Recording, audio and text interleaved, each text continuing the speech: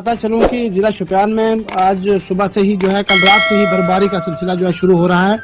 और हमारे जो दूर दराज इलाकों के लोग हैं, मैं ट्राइबल एरियाज की बात करूंगा तो वहाँ पे 6 से लेकर 8 इंच के करीब जो है आज मजीद बर्फबारी हुई है और लोगों को बहुत ज्यादा मुश्किलात का सामना करना पड़ रहा है। अगर हम बुनियादी सहूलियात की बात करें तो पानी, बिजली और सड़कें जो है मुतासिर होकर रह गई हैं। तमाम सड़कें इस वक्त बंद है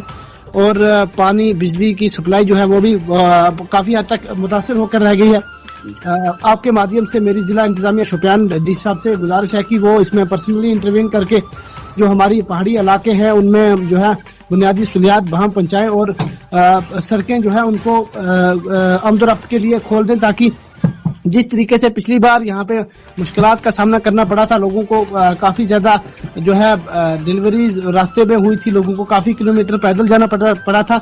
वो आज नहीं होना चाहिए और जो है सड़कें आमदोरफ्त के लिए खोल देनी चाहिए और पानी, बिजली की जो बुनियादी सहूलियात है उनको भी बहम पहुंचाना चाहिए।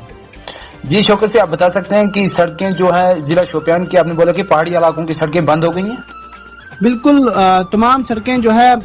बंद हो चुकी हैं, चूंकि 6 से लेकर 8 जो है इंच बर्फबारी हुई है। पहले भी जो है पूरी तरीके से बर्फबारी नहीं हटाई गई थी, सड़कों पे आधी बर्फ उसी तरीके से थी, लेकिन मजीद जो बर्फबारी जमा हुई है उसकी वजह से ट्रैफिक जो है वो ट्रैफिक का चलना महाल हो गया है और आमदोरफ्त बंद हो गया है। और इसी सिलसिले में अगर हम बात करें तो हमारे जो तमाम पहाड़ी इलाके आते हैं वो उनकी सड़कें बंद है। Thank you so much. आपका जेके अली के